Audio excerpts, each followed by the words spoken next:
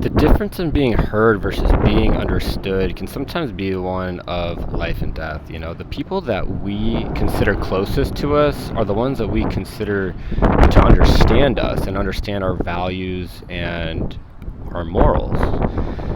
And so we have something to align on. If we don't have something to align on, what are we even doing? You're being heard. Being heard is very different than being understood.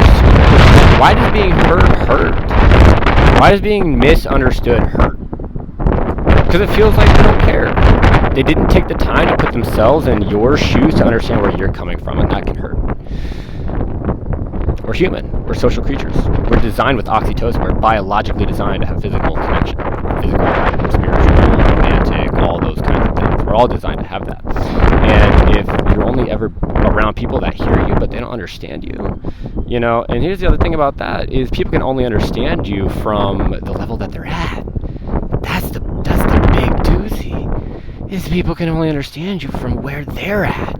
Now you can try to be a better communicator and bring them into your world. That's what I would recommend you doing, always painting the picture so that you can actually bring them into your world. Because if you can't do that, then you're not going to be able to connect with them and be understood.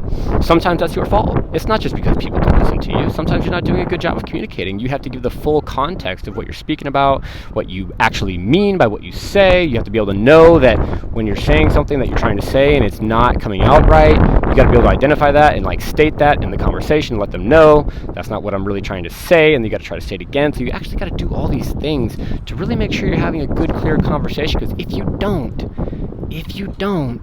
you will only ever be heard. And it might take some more effort on your part, but you know what? What is a little, tiny bit of brain power compared to being not heard and then totally misunderstood? It's massive.